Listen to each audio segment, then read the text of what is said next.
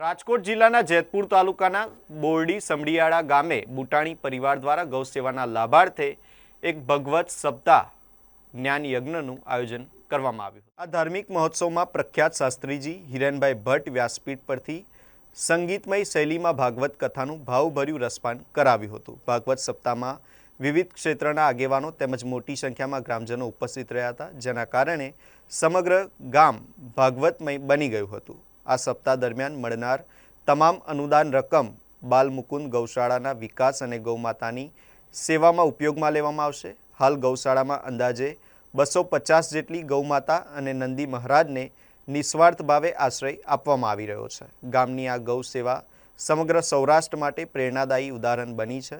ભાગવત સપ્તાહમાં પધારેલા ભક્તો માટે ભોજન પ્રસાદની સુંદર વ્યવસ્થા પણ કરવામાં આવી હતી. આ પ્રસંગે કવરેજ માટે આવેલા પત્રકારોનું બુટાણી પરિવાર દ્વારા વિશેષ સન્માન પણ કરવામાં આવ્યું હતું.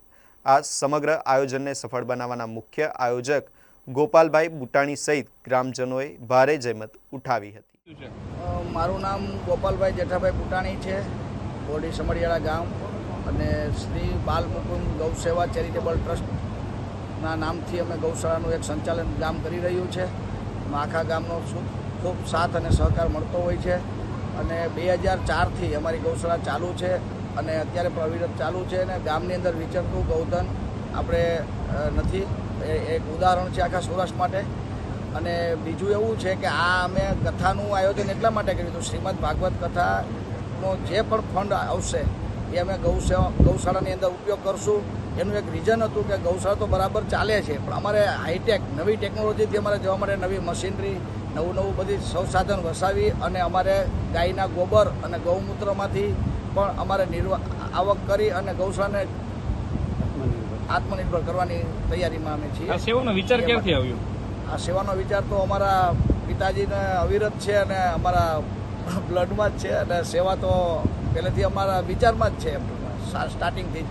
એટલે અમે શરૂઆતથી જ પહેલાં શ્રમ સેવા આપતા હતા, હવે અમે બિઝનેસ કરીએ છીએ તો અમે ફંડથી સેવા આપીએ છીએ, અને આખું ગ્રામ શ્રમ સેવા કરાવે છે અને શ્રમ સેવા કરે છે, અને એ રીતે અમારી ગૌશાળા ચાલી રહી છે. મારું નામ તો બાલુભાઈ અકબરી, મારું મૂળ વતન તો કાલાળપાઈ નવા ગામ. હું આ બોરડી સમડિયાળા જે અહીંના મહાનુભાવથી એટલો બધો પ્રભાવિત થયો, જેથી કરીને અહીંયા જે શ્રીમદ ભાગવત કથા જેઠા બાપા બુટાણીના પુત્ર શ્રી ગોપાલભાઈએ અહીંયા ગૌશાળાના સેવાર્થે જે શ્રીમદ ભાગવત બેસાડેલ છે એના અનુસંધાનમાં અહીંયા આવ્યો હતો એક મહેમાન તરીકે. આજે મને મોકો મળ્યો કે 2 શબ્દો આ ગૌશાળા વિશે, ગામ વિશે થોડો અભિપ્રાય આપો. તો આપો આપને માનનીય ગોપાલભાઈ, વજુ બાપા, આ બધી આખી ટીમ ગૌશાળાની. આ લોકો જે આપણા 40 વર્ષ પહેલાની જે આપણી હિસ્ટ્રી ખાલી ચેક કરીએ કે આપણા વડદાદાઓ એક ગાય કે એક વાછડી ઘરે ન આવી તો 2 દિવસ ખાતા નહીં. એ લાગણીને સંવેદનાને પુનર્જીવિત કરવા જઈ રહ્યા છે.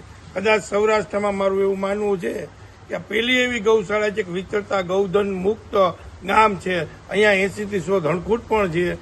આ લોકો પુણ્ય, સેવા, પ્રતિષ્ઠા આ લોકોને પ્રાધાન્ય નથી આપતા, આ કર્તવ્ય અને નિષ્ઠાને પ્રાધાન્ય આપે છે. આ જે કાંઈ છે આપણું કર્તવ્ય છે, ભલે સમય પ્રમાણે એની રૂપરેખાઓ ચેન્જ થાય, પરિવર્તિત થાય, પણ આવી ભાવનાઓ જો હરેક ગામડાની અંદર થાય તો હરેક ગામડા આપને પરાધીન, ગૌમાતા પરાધીન નથી, આપને પરાધીન થઈ જશું, પણ આપણે એને આધીન છીએ.